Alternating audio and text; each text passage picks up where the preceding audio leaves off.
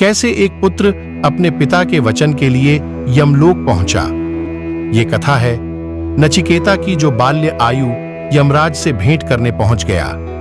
तो आइए जानते हैं नचिकेता आखिर कैसे पहुंचा यमलोक। नचिकेता और यम की कहानी उपनिषद में मिलती है, जो हिंदू धर्म के प्राचीन दार्शनिक ग्रंथों में से एक है। नचिकेता एक बालक था जो आर्षि वाजश्रवा का पुत्र था। उदारता दिखाते हुए वाजश्रवासा ने आध्यात्मिक योग्यता प्राप्त करने के लिए एक वैदिक अनुष्ठान यज्ञ करने का निर्णय लिया।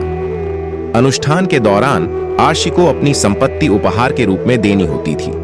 हालांकि नचिकेता ने देखा कि उनके पिता अपनी सबसे मूल्यवान संपत्ति के बदले बूढ़ी और बेकार गायें दे रहे थे।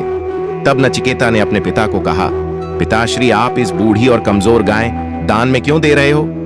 ये गाय ना तो कार्य करने में सक्षम है और ना ही दूध देने में सक्षम है। यज्ञ के नियम अनुसार तो आपको कोई कीमती वस्तु या सुस्त गाय ही दान में देना चाहिए। अपने पिता के कार्यों की धार्मिकता से चिंतित होकर नचिकेता ने अपने पिता से पूछा कि वह स्वयं नचिकेता का बलिदान किसके लिए करेंगे। नचिकेता की जिद से परेशान होकर और उसे गंभीरता से ना लेने पर वाजश्रवा ने गुस्से में कहा, मैं तुम्हें यम को सौंपता हूं, अपने पिता के द्वारा कहे गए शब्दों का मान रखने के कारण। नचिकेता मृत्यु के देवता यमराज का द्वार यानी यमलोक के लिए नचिकेता प्रवेश कर गए। यम के निवास पर पहुंचने पर नचिकेता ने पाया कि यम वहां मौजूद नहीं था। यमराज किसी कार्य हेतु कहीं गए हुए थे। नचिकेता ने बिना किसी आतिथ्य सत्कार के, भोजन या जल के बिना 3 दिनों तक प्रतीक्षा की। जब यमराज वापस लौटे और उन्हें इस युवा बालक की धैर्यपूर्वक प्रतीक्षा के बारे में पता चला तो वे नचिकेता से बहुत प्रभावित हुए और उन्हें हुई असुविधा के लिए यमराज ने नचिकेता से विनम्र पूर्वक क्षमा मांगी। यमराज ने प्रसन्न होकर नचिकेता को दिए ये 3 वरदान। यम ने अपनी देरी के लिए माफी प्रतीक के रूप में नचिकेता को 3 वरदान दिए। नचिकेता एक बुद्धिमान और आध्यात्मिक रूप से इच्छुक युवा बालक था।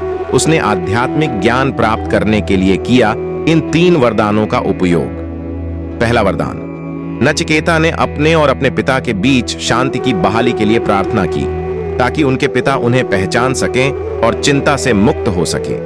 दूसरा वरदान, नचिकेता ने यज्ञ अनुष्ठान यज्ञ और उसके महत्व के बारे में ज्ञान मांगा।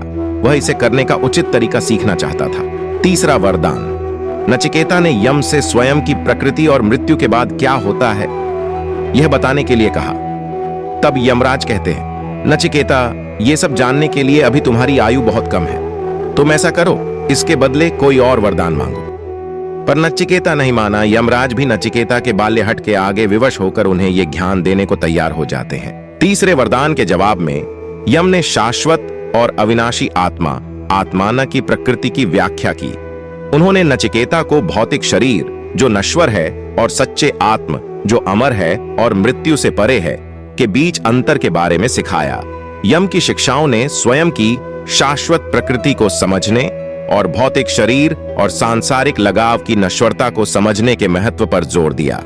नचिकेता की ईमानदारी, विनम्रता और ज्ञान की प्यास से प्रभावित होकर यम ने उन्हें अतिरिक्त आध्यात्मिक अंतर्दृष्टि और आशीर्वाद दिया। नचिकेता और यम की कहानी को अक्सर जीवन, मृत्यु की प्रकृति और आध्यात्मिक ज्ञान की खोज पर एक दार्शनिक प्रवचन के रूप में उद्धृत किया जाता है। यह सांसारिक चिंताओं से परे ज्ञान की तलाश करने और स्वयं के शाश्वत पहलू को समझने की महत्व को समझाता है। इसके बाद जब नचिकेता घर पहुंचा तो नचिकेता ने अपने पिता से क्षमा मांगी और उन्हें क्षमा प्रदान करने की आग्रह किया। इस पर नचिकेता के पिता नचिकेता से कहते हैं, इसमें तुम्हारा कोई दोष नहीं है, सारा दोष तो मेरा ही है। यदि आपको नचिकेता और यमराज की ये पौराणिक कथा पसंद आया है तो एक लाइक और चैनल को सब्सक्राइब जरूर से कर देना। धन्यवाद।